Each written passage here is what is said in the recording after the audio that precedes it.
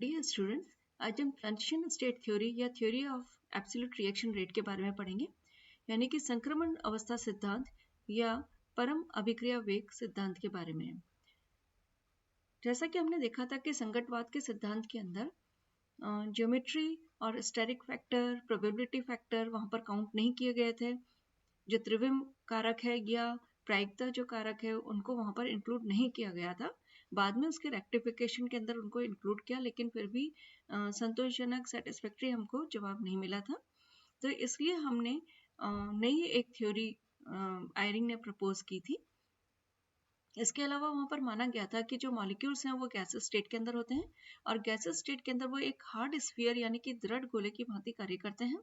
और जब दृढ़ गोले की भांति कार्य करते हैं तो गैसेस स्टेट में उनके जो रिजल्ट्स आए थे वो तो थोड़े कंपैटिबल करने की हमने कोशिश की थी, लेकिन दूसरी स्टेट्स के अंदर कोई रिजल्ट्स नहीं दिए गए थे। तो इन सभी ड्रॉबैक्स को ओवरकम करने के लिए आयरिंग ने एक नई थ्योरी प्रपोज की 1935 के अंदर।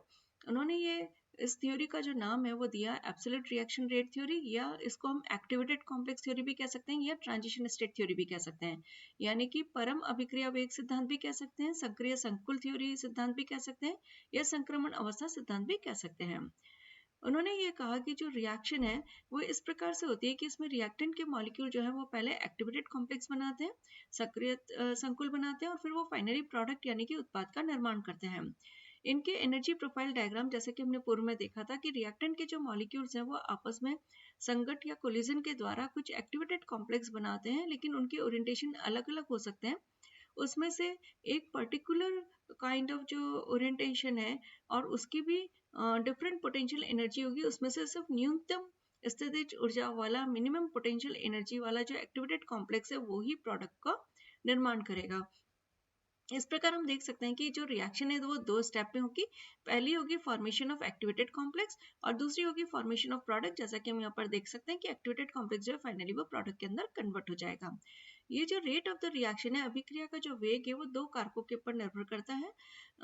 Rate of the reaction depends on two factors. पहला, कंसंट्रेशन ऑफ एक्टिवेटेड कॉम्प्लेक्स, कि रिएक्टेंट के मॉलिक्यूल जब संगत कर रहे हैं, कोलिजन कर रहे हैं, उनके मध्य में कोलिजन हो रहे हैं, कोलाइड कर रहे हैं, तो वह एक्टिवेटेड कॉम्प्लेक्स जो बना रहे हैं उसकी कितनी सांद्रता बन पा रही है, क्योंकि जितनी इफेक्टिव एक्टिवेटेड कॉम्प्लेक्स की सांद्रता होगी उसी के आधार पर प्रोडक्ट का निर्माण होगा।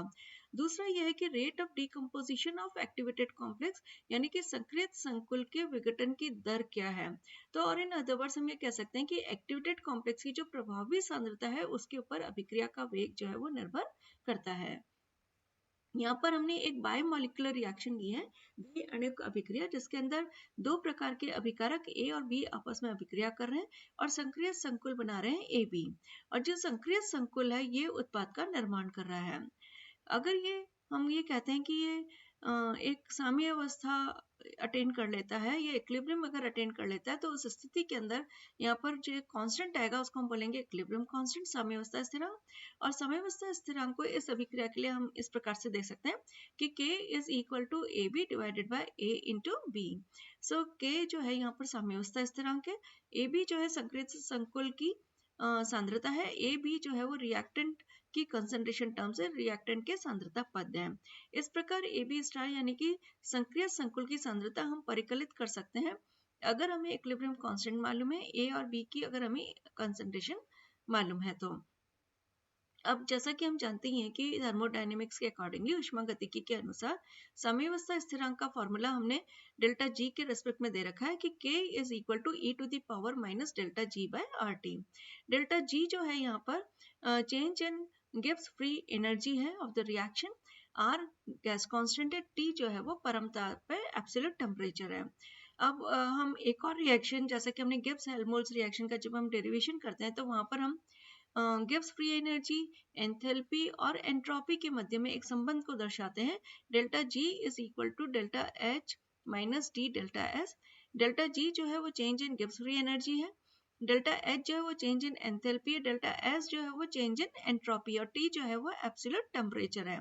सो K is equal to E to the power minus, हमने यहाँ पर डेल्टा जी की जगह वैल्यू सब्स्टिट्यूट कर दी है delta H minus T delta S. क्योंकि हमने ये एक्टिवेटेड कॉम्प्लेक्स के लिए लिया है इसलिए हम ये कह रहे हैं कि चेंज इन फ्री एनर्जी या एंथैल्पी या एंट्रोपी जो है वो for the formation of activated complex के लिए है और डिवाइडेड बाय RT। और K इज इक्वल टू, जैसा कि हम जानते हैं हमने अभी इक्विलिब्रियम कांस्टेंट की वैल्यू दी थी, so that would be equal to e to the power minus delta h by RT multiply by e to the power delta s bye R। जैसा कि हमने वहां पर ब्रैकेट लगा रखा था, सो ये माइनस में हो जाएगा और ये वाला जो पार्ट है वो प्लस में हो जाएगा मल्टीप्लाई करने पर। So AB is equal to A into B, और आगे का पूरे फैक्टर्स हमने इसी टाइप से लिखे हैं, एंथैल्पी टर्म और entropy term.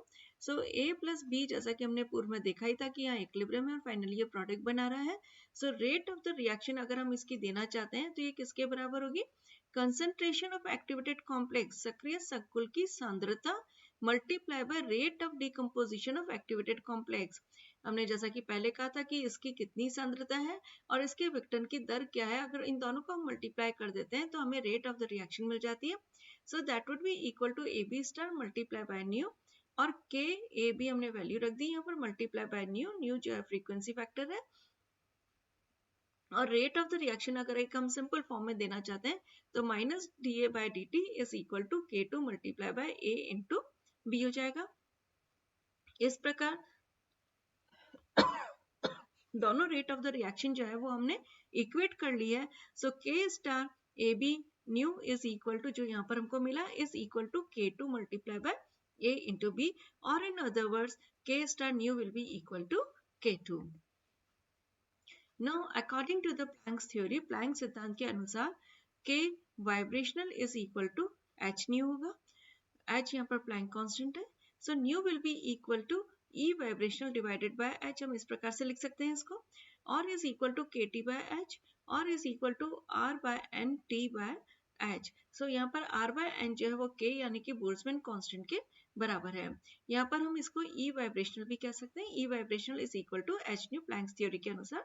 So E vibrational is equal to KT, और K is equal to R by n के बराबर है। सो इस प्रकार हम देख सकते हैं कि ये जो वैल्यूज हैं इसके आधार पर हम K2 का मान जो है वो निकाल सकते हैं। सो यहाँ पर KT by h आएगा, so K2 is equal to K star RT by NH। सो ये जो पार्ट है ये ट्रांजिशन स्टेट थ्योरी का मैथमेटिकल फॉर्म है, यानी कि गणितीय रूप है संक्रमण अवस्था सिद्धांत का, और according to statistical mechanics Eyring ने ये रिलेशन जो है वो दिया था।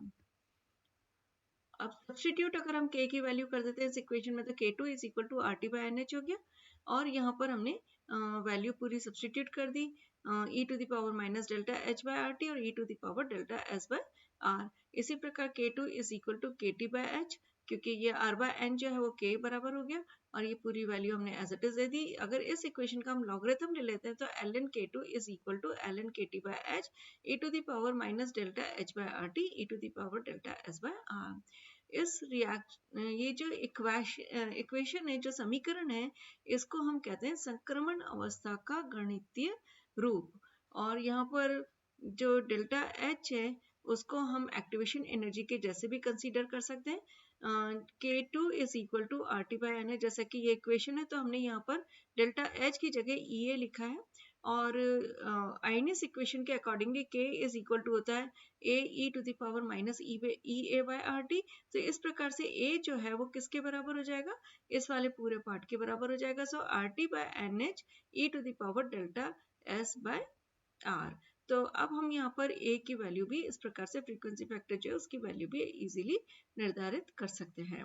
अब हम अगर दोनों थ्योरी का कंपैरिजन करते हैं कि कोलिजन थ्योरी क्या है और ट्रांजिशन स्टेट थ्योरी क्या है और किस प्रकार से इनकी तुलना की जा सकती है, तो इसके आधार पर हम ये कह सकते हैं कि जो सबसे पहले हम जो फैक्टर P और एंट्रोपी टर्म है, फैक्टर P को हमने बोला था प्रोबेबिलिटी यानी कि प्रायिकता टर्म, और दूसरा वहां पर हम एंट्रोपी टर्म है, इनके अंदर हम कंपैरिजन कर सकते हैं कि सबसे बड़ा जो सार्थक अंतर है कि इसके अंदर जो P जो फैक्टर था उसको हमने एक एंट्रोपी टर्म यानी कि KT by H e to the power delta S by R के द्वारा हमने रिप्लेस किया।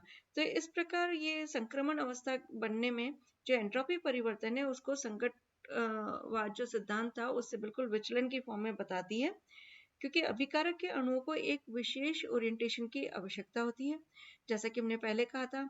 और प्रारंभिक अवस्था जो होती है उसकी तुलना में ये अधिक अरेंज ओरिएंटेशन होता है और संक्रमण अवस्था ट्रांजिशन स्टेट प्राप्त होती है। तो इस प्रकार अगर डेल्टा एस स्टार अगर नेगेटिव है तो उस केस के अंदर जो P है उसकी वैल्यू जो है वो लेस देन 1 होगी, e to the power delta S by R जो है वो लेस देन 1 होगा, तो इसलिए P का मान भी जो है वो 1 की तुलना में कम होगा। और इसी प्रकार अगर इसके विपरीत अगर हम देखें कि जो चेंज इन एंट्रोपी अगर वो पॉजिटिव हो गई, मतलब अगर अधिक अव्यवस्थित है प्रारंभिक अवस्था रिएक्टेंट की तुलना के अंदर, तो उसके अंदर P का मान जो है वो 1 से अधिक हो जाता है। और इस प्रकार हम कह सकते हैं कि P का मान जो है वो अधिक होने के कारण मतलब प्रायिकता जो है उसका मान अधिक हो जाता है। तो इस प्रकार अभिक्रिया वेग जो सिद्धांत है इसका मुख्य जो उद्देश्य है वो यह है कि जो भी आणविक संरचना है उससे रासायनिक अभिक्रियाओं की गति हम किस प्रकार से निर्धारित कर सकते हैं वो हम ज्ञात कर सकते हैं। और प्रायिकता गुणांक जैसा कि हमने देखा था पहले, प्रोबेबिलिटी फैक्टर जो है उसको कोई क्वांटिटेटिव उसकी कोई यूटिलिटी नहीं थी, उसका कोई मात्रात्मक उपयोग जो था वो नहीं था। और इस प्रकार हम ये कह सकते हैं कि जो कोलिजन थ्योरी थी वो रासायनिक अभिक्रियाओं का वेग निकालने में बहुत अधिक उपयोगी नहीं थी। और जो ट्रांजिशन स्टेट के द्वारा जो हम निकालते हैं यहाँ पर जो वेग निर्धारित करते हैं, जो रेट ऑफ द रिएक्शन निकालते हैं, उसको हमने एंट्रोपी और एक्टिवेशन एनर्जी से हमने उसका निर्धारण किया है। तो इस प्रकार क्वांटम मैकेनिक्स या अगर हम स्टैटिस्टिकल मैकेनिक्स के आधार पर इनके परिणाम देते हैं वो कंपैरेटिवली ज़्यादा कंपैटिबल है as compare to collision theory जो ट्रांजिशन स्टेट में हमको प्राप्त होते हैं। और जैसा कि हमने कहा ही था कि मॉलिक्यूल जो है वहाँ पर हार्ड स्फीयर के जैसे ट्रीट किए जाते हैं तो A is equal to Z, लेकिन अगर कॉम्प्लेक्स मॉलिक्यूल ले लें तो उस स्थिति के अंदर जो एंट्रोपी टर्म है वो डिक्रीज होता है, तो A भी डिक्रीज होगा तो उस स्थिति के अंदर Z भी डिक्रीज हो जाएगा। तो इस प्रकार हम इन दोनों थ्योरीज का कंपैरिजन कर सकते हैं और हम ये बता सकते हैं कि ट्रांजिशन स्टेट किस प्रकार से अधिक उपयोगी है।